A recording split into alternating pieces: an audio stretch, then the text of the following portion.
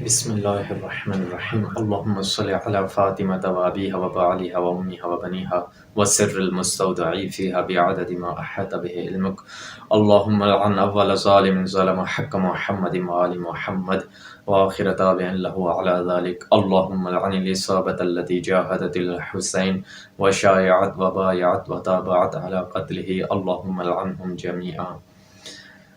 آج وہ دن ہے کہ جس دن رحلت مصطفیٰ کے بعد کچھ لوگ رسول اللہ صلی اللہ علیہ وسلم کے در پر جمع ہوئے اور کہنے لگے ابوالحسن کو باہر بھیجو۔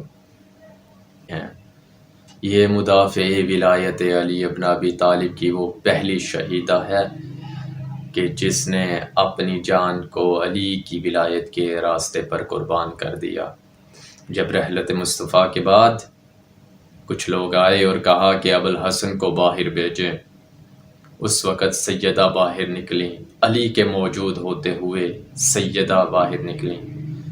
اب جیسے ہی علی نے یہ آواز سنی، علی باہر آنا چاہ رہے تھے لیکن سیدہ نے روک دیا، اور عجب نہیں کہا ہو یا علی، جب میرے بابا ولی تھے اس وقت آپ میرے بابا کی ولایت کی نصرت کرتے ہوئے بدر میں آپ جاتے تھے، احد و حنین میں آپ اترتے تھے، یا علی آپ کے جب زخم لگتے تھے تو جب آپ گھر واپس پلٹتے تھے میں مرہم اور پٹی کرتی تھی۔ اے علی، آج آپ میرے شوہر ہی نہیں بلکہ آپ میرے ولی ہیں۔ آج میں آپ کی ناصرہ بن کر کے میدان میں آپ کے دشمنوں کے سامنے اترتی ہوں۔ اے علی، شاید میں زخمی ہو جاؤں تو میرے زخموں کا بھی آپ کو معلوم نہ پڑے۔ عزیزو، جب سیدہ سامنے آئی، در پر آئیں، تو آواز آ رہی تھی ابوالحسن کو باہر بھیجو نہیں تو اس دروازے کو آگ لگا دیں گے۔ سیدہ نے کہا کہ اس گھر میں حسنین رہتے ہیں، بنت مصطفیٰ رہتی ہیں۔ کہنے والے نے کہا کہ ولو رہتی ہوں تب بھی ہم آگ لگا دیں گے۔ عزیزو، یہ اس واقعے کو خود نقل کرتا ہے یہ حاکم ثانی۔ حاکم شام کو جب خط لکھتا ہے تو کہتا ہے کہ سیدہ کی آواز میں اتنا زیادہ درد تھا کہ مجھے رحم آنے لگا، لیکن بغض علی کی وجہ تھی کہ میں نے جلتے ہوئے دروازے کو اس طرح سے ٹانگ ماری کہ سیدہ کے پہلو پر آیا۔ اور یہ مدافع ولایت ہے، جتنی بھی زخمی تھی نا سیدہ، روایات میں ہے سیدہ بے ہوشی سے اٹھیں اور پہلا جملہ اپنے بابا کی قبر کی طرف جا کر کے رخ کر کے کہا، اے بابا رسول خدا، آئیے دیکھیے ہاکذا ما یفعل بحبیبتک وابنتک، کہ یا رسول اللہ آپ دیکھیے آپ کی بیٹی کے ساتھ اس امت نے کس طرح کا سلوک کیا۔ اور دوسرا جملہ کہا، اے فضہ مجھے سہارا دو، میرا محسن شہید ہو گیا۔ تیسرا جملہ فضہ سے یہ کہا، اے فضہ ابوالحسن کو کہاں لے کر کے گئے؟ کہا ابوالحسن کو سوئے مسجد لے کر کے جا رہے ہیں۔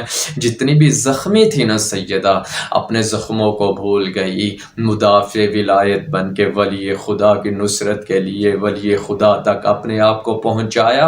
اور روایت کے جملے ہیں، علی کے کمر بند میں خود کو علی کے کمر بند میں ہاتھ ڈالا، اور عزادارو علی کے کمر بند میں جب ہاتھ ڈالا نا، یہ ملعون خود حاکم شام کو خط لکھتے وقت کہہ رہا ہے، یہ بحار الانوار میں بھی یہ خط موجود ہے۔ یہ ملعون کہتا ہے ایک طرف سے 10 آدمی کھینچ رہے تھے، ایک طرف سے اکیلی زہرا کھینچ رہی تھی۔ اکیلی زہرا علی کے ساتھ زمین پر گھسیٹتی ہوئی آ رہی تھی لیکن علی کو چھوڑ نہیں رہی تھی۔ کہتا ہے جب میں نے یہ دیکھا نا منظر کہ زہرا علی کو نہیں چھوڑ رہی، کہتا ہے میں نے کنفذ کی طرف اشارہ کیا، تعزیانہ اس طرح سے ہوا میں بلند ہوا کہ زہرا کے بازو پر لگا، زہرا منہ کے بل کوچے بنی ہاشم میں گری۔ تو یہ وہ منظر ہے کہ جسے یاد کر کے امام صادق گریہ فرمایا کرتے تھے اور کہتے تھے کہ جب آدھا دروازہ جل چکا تھا اس میں میخ بھی تھی، اب میخ گرم اتنی زیادہ تھی کہ سرخ ہو چکی تھی۔ جب یہ دروازہ گرا تو میخ میری دادی زہرا کے پہلو میں پیوست ہوئی اور میری دادی زہرا کا محسن شہید ہو گیا۔ عزادارو، یہ گرے ہوئے دروازے پر خود چلتے آ رہے تھے، سیدہ دروازے کے نیچے تھیں، اور یہ وہ منظر تھا کہ جسے امام حسن مجتبیٰ اپنی زندگی کے آخری حصے میں یاد کر کے رویا کرتے تھے اور فرماتے تھے مغیرہ کے سامنے جب گئے دربار میں تو مغیرہ کو کہا مغیرہ انت الذی ضربت امی حتی ادمیتها والقت ما فی بطنها، کہ اے مغیرہ تم انہی لوگوں میں سے تھے نا جنہوں نے میری ماں زہرا کو اتنا مارا کہ میرا بھیا محسن شہید ہو گیا، میری اماں